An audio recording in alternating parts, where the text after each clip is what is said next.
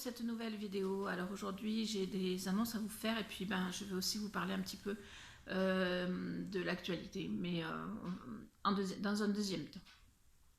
Donc deux annonces à vous faire, je vais les faire très rapidement. Si vous avez besoin de plus d'infos, vous viendrez me parler en privé. Voilà, je veux pas m'étaler sur YouTube sur les raisons pour lesquelles je fais ce que je fais. En l'occurrence, la décision que j'ai prise d'arrêter le concours estival, qui n'a rien à voir avec la situation actuelle de notre pays et de nos pays, hein, parce que c'est de nombreux pays qui sont touchés par le corona merdus, comme je l'appelle. Ça n'a rien à voir, c'est une décision que j'avais prise avant. Certains sont déjà au courant depuis un petit moment. J'avais juste pas encore pris le temps de vous en parler parce que j'avais d'autres choses à faire, etc. Mais voilà, donc j'arrête le concours estival. Je l'arrête pas juste pour cette année, je l'arrête définitivement. Et je tenais bien évidemment à remercier mes partenaires qui vous ont offert des superbes lots. Ceux qui ont été là à la première heure et qui m'ont suivi tout du long, et puis ceux qui se sont rajoutés au fil des ans. Merci à tous. Je tiens à remercier également les membres de mes différents jurys, parce que être jury, c'est pas simple et c'est pas toujours drôle. Donc merci à vous tous aussi. Et je tiens bien sûr à remercier tous les participants des années de concours estival, que ce soit la première année, la deuxième et ainsi de suite.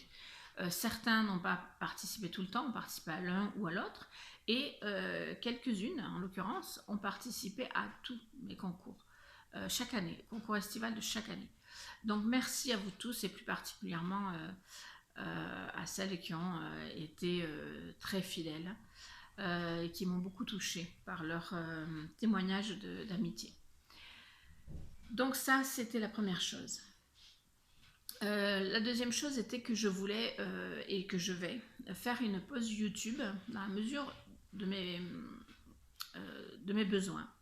À l'heure actuelle, j'ai des priorités qui n'ont rien à voir, encore une fois, avec l'actualité, mais c'est une décision aussi que j'avais prise avant et que je voulais vous dire à la fin de mon concours des 2000 abonnés.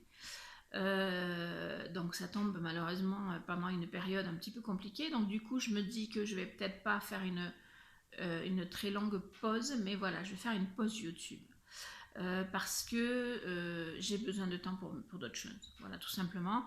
Et puis je pense que je vais essayer de me réorganiser aussi, voilà.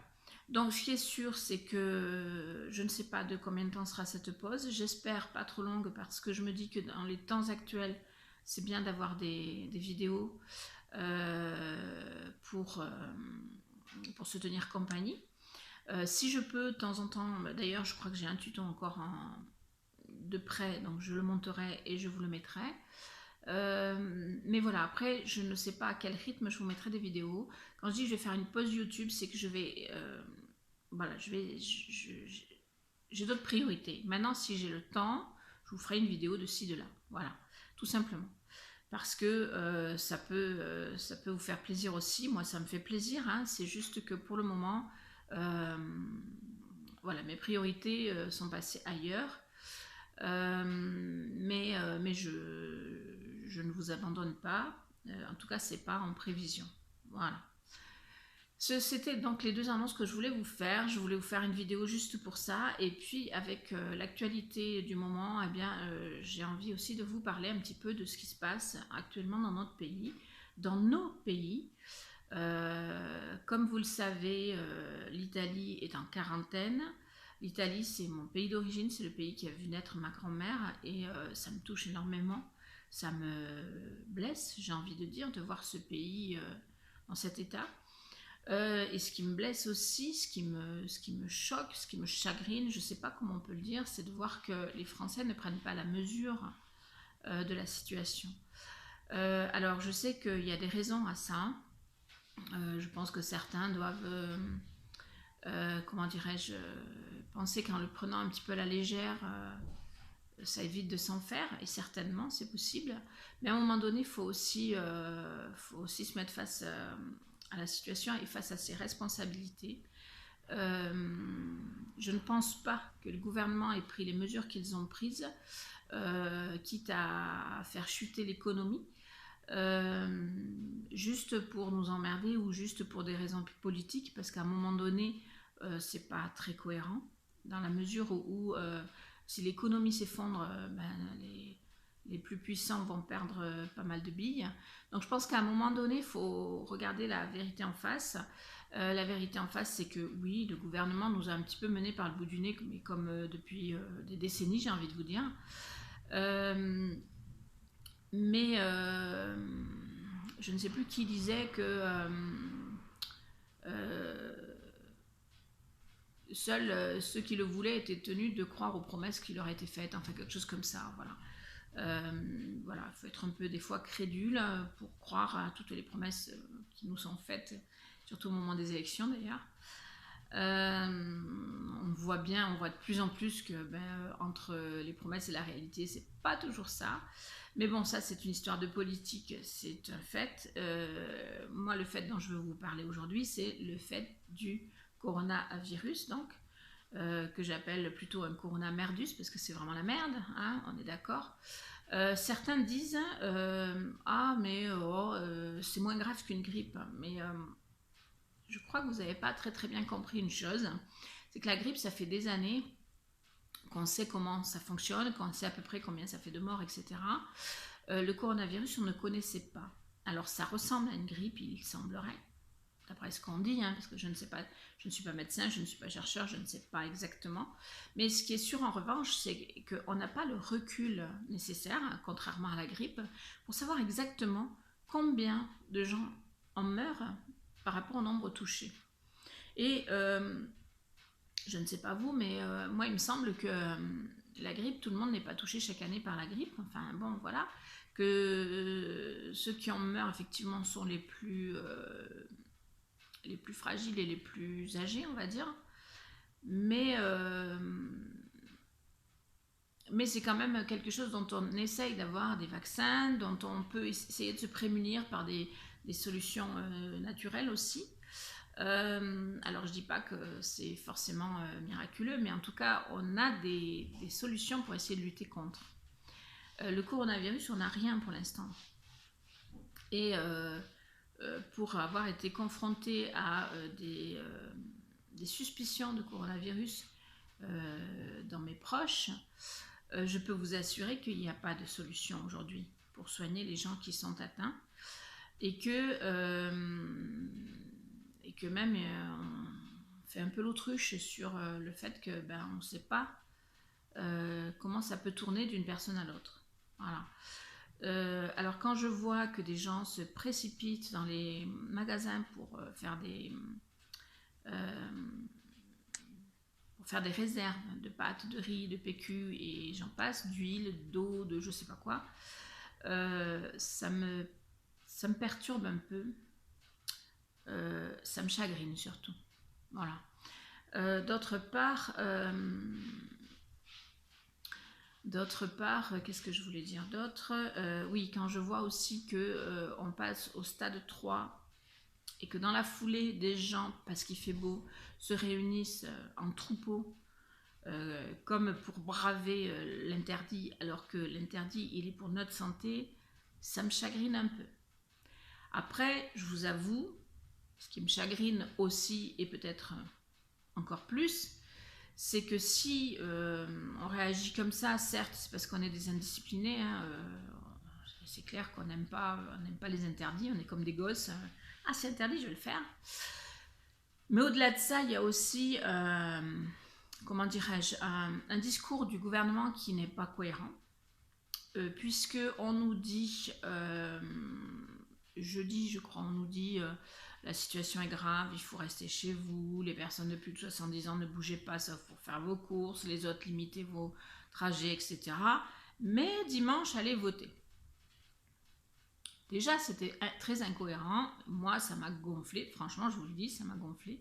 Et samedi soir, on passe en stade 3, avec donc fermeture de tout ce qui n'est pas alimentaire, et encore alimentaire à acheter, pas à manger sur place, d'accord ? Et dans un même temps, on nous dit demain matin, allez voter. Non, mais ce monde est-il sérieux, quoi? Alors, je vous le dis, je n'ai pas honte de le dire. D'abord, je m'occupe d'un public fragilisé, donc il est bien évident que je ne vais pas prendre des risques inutiles. Mais au-delà de ça, je ne suis pas allée voter dimanche. Alors, ça n'a rien changé hein, dans mon petit village où il y a 400 âmes. Ça n'a rien changé sur le résultat. Il y avait une liste. Ce sont en plus des gens formidables qui font un boulot formidable dans notre petit village. Et ça, je leur tire mon chapeau. Ça, c'était la parenthèse. Mais ce que je veux dire par là, c'est que moi qui suis très attachée au droit de vote, parce que je pense qu'on l'a acquis, enfin, c'est pas nous qui l'avons acquis, ce sont nos ancêtres qui l'ont acquis au prix de grandes batailles et certainement de beaucoup de sang versé aussi. Je suis très attachée à ce droit de vote. Mais à un moment donné, il faut être cohérent.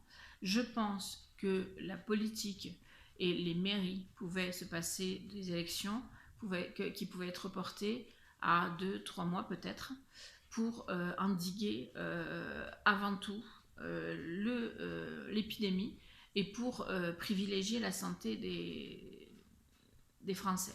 Voilà. Donc pour moi, le gouvernement a soufflé le chaud et le froid et maintenant on va le payer puisque du coup beaucoup de gens sont partis se balader à plusieurs, en nombre, etc., faire la fête. Les jeunes, il y en a mal à ne pas faire la fête. Certains disaient carrément ah mais moi je ne vais pas changer mes habitudes. Ben si, il va falloir parce que il ne faut pas se leurrer.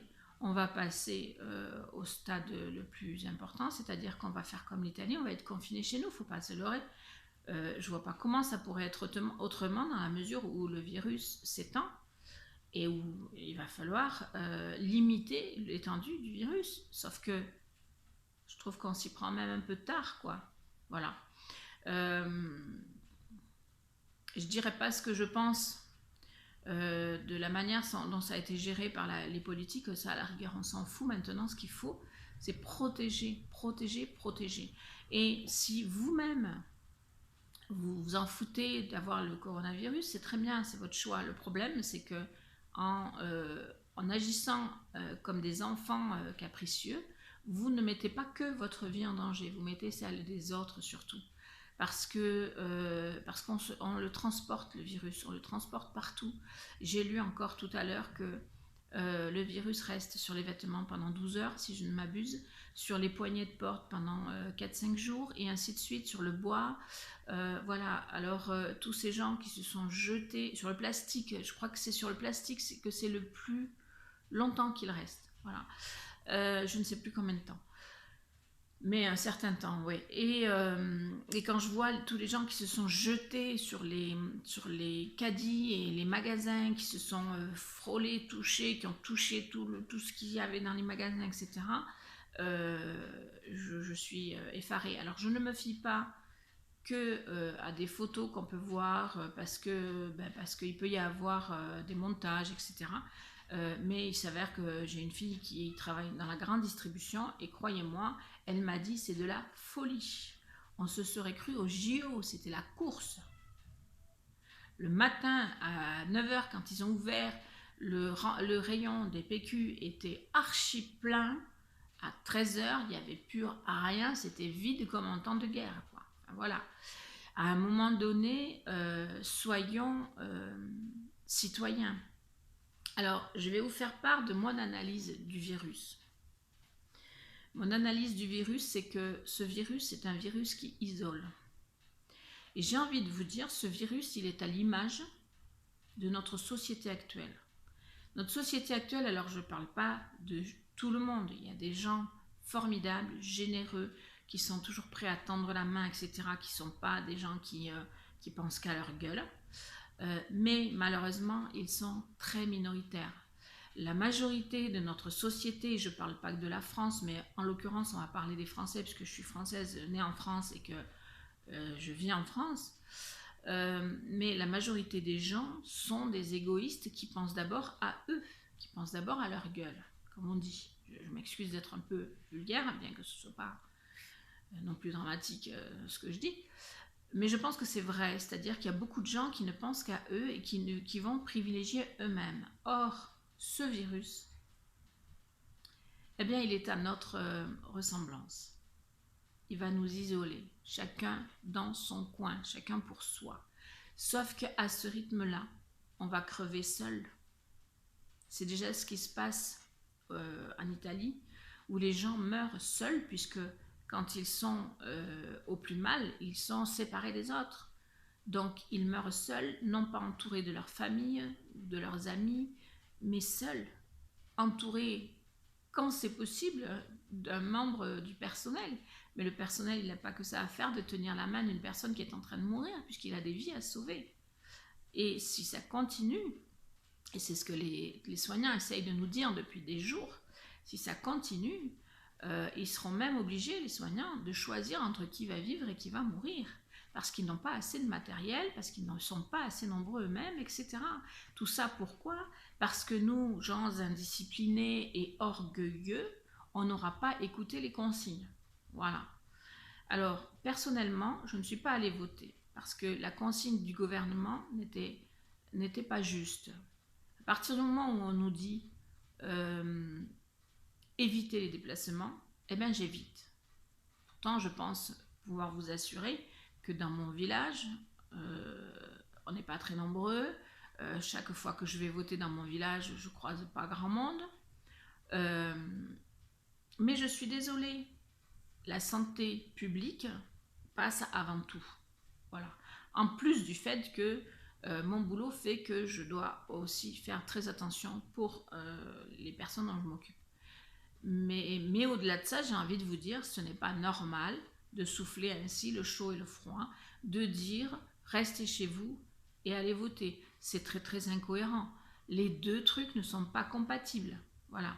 Un président de la République aurait dû en être conscient.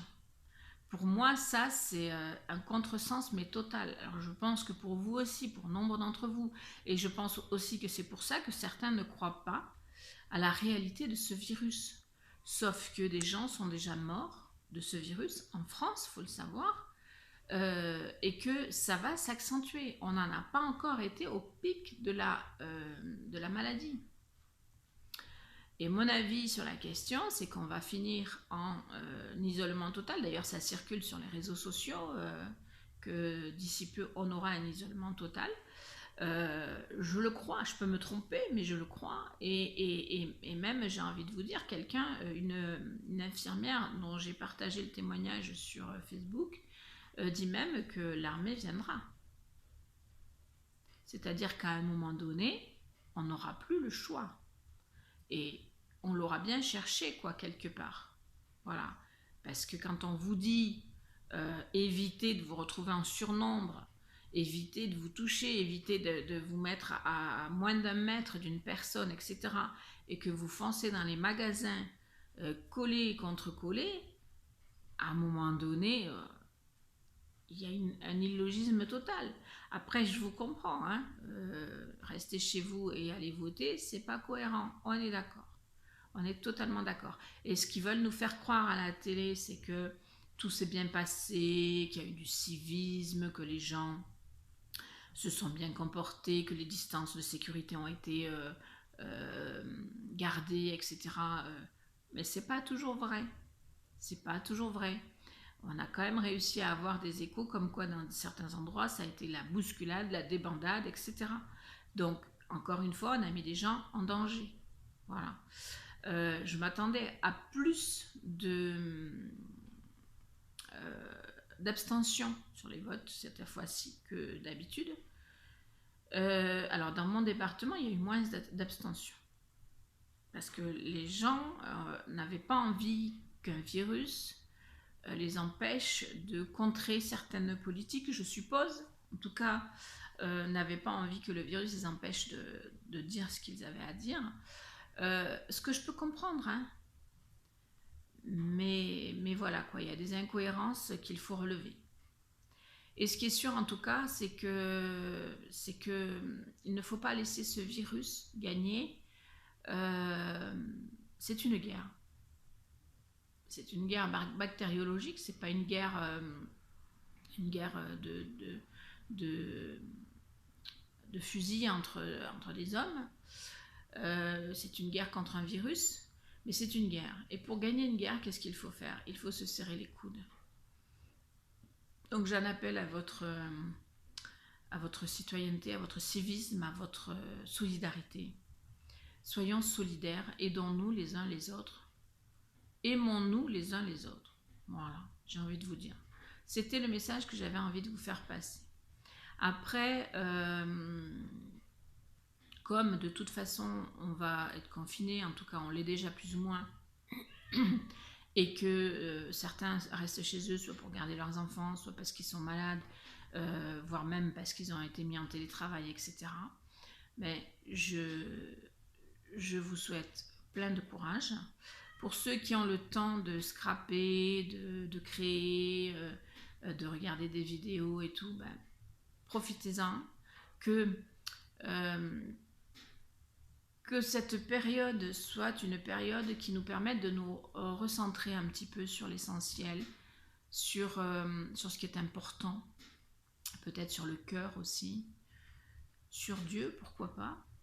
Voilà. La civilisation a connu d'autres épidémies, d'autres guerres, d'autres choses. Et ça n'est toujours sorti plus forte, je pense. Parce que, comme on dit, ce qui ne tue pas rend plus fort, et je le crois, mais il y aura des pertes. Malheureusement, il y aura des pertes. Alors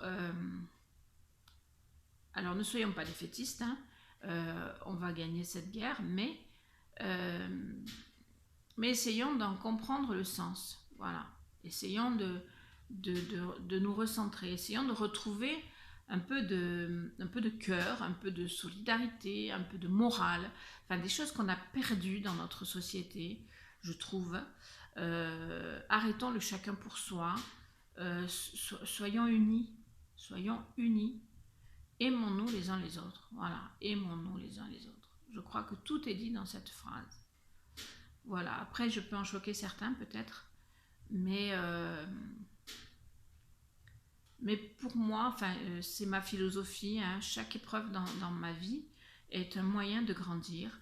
Alors certes, cette épreuve d'épidémie, c'est quelque chose que je ne connais pas, que je n'ai jamais vécu, mais j'ai envie de vous dire que j'ai vécu des épreuves difficiles dans ma vie. J'ai manqué perdre un enfant, alors j'ai eu la chance, contrairement à d'autres, qu'elle me revienne finalement, mais rien n'était gagné jusqu'à la dernière minute quasiment. Dans ces cas-là, je peux vous assurer qu'il faut s'accrocher. C'est là qu'on voit si on a vraiment foi en Dieu, hein, quand on est croyant, parce qu'en ce qui me concerne, je suis croyante. Et il faut traverser, et il faut avancer. Et je peux vous assurer que même si c'était douloureux, et même si parfois c'était déstabilisant, très même, je n'ai jamais lâché ma foi et je ne la lâcherai pas aujourd'hui. Voilà. J'ai 3 enfants, chacune est dans un endroit. J'en ai une qui est très, comment dirais-je, qui est au contact d'énormément de gens, puisqu'elle est dans la grande distribution. Donc je suis, comme toutes les mamans, je suis très inquiète quand même pour elle, mais je m'accroche à ma foi. Et j'en ai une autre, je ne sais pas exactement qu'est-ce qu'elle a comme contact extérieur, parce qu'elle habite beaucoup plus loin et que je connais moins son quotidien, sa vie, etc. Même si on a des contacts, même si elle me rassure. Alors j'ai fait ce que j'avais à faire, je leur ai envoyé, ou je leur ai fait parvenir des huiles essentielles pour essayer de se protéger un minimum, pour renforcer les défenses immunitaires. Mais après, je ne peux pas faire plus. Et je mets ma confiance dans ma foi, je mets ma confiance en Dieu. Certains diront oui, mais si Dieu existe, ce genre de choses n'existerait pas. Mais ouvrons les yeux, les amis. Aujourd'hui, tout s'emballe contre l'humanité. Pourquoi? Parce que l'humain est devenu monstrueux. Regardez les animaux, ils n'agissent pas comme nous. Ils sont meilleurs que nous. Ce n'est pas normal. Parce que nous sommes censés avoir une âme, une intelligence, un cœur. Les animaux ont beaucoup plus de cœur que nous. Les animaux, c'est de l'ordre de l'instinct. Et dans leur instinct, ils font tout pour préserver leur race, ils font tout pour se protéger les uns les autres, etc. Par race, je parle. L'humain fait quoi? L'humain détruit la planète qui le nourrit, qui le fait vivre. L'humain ne pense qu'à lui-même et ne tend pas la main à son prochain, à son frère qui est en train de mourir à ses pieds. L'humain est capable du pire. L'humain est pire qu'un animal. L'humain est devenu pire qu'un animal. Je crois que tout être humain qui naît a du bon et du mauvais en lui. Et c'est à lui de choisir ce qu'il va nourrir. C'est comme l'histoire de ce chef indien qui raconte à son fils, à son petit enfant, qu'il y a deux loups en nous. Il y a le bon et le méchant. Et l'enfant demande, mais quel est celui qui gagne? Et le chef indien lui répond, celui que tu nourris. Voilà. Donc, au fond de nous, nous avons un choix à faire. Depuis tout petit, j'ai envie de vous dire. Alors, tout petit, c'est avec l'aide de nos parents, et puis après, c'est par nous-mêmes.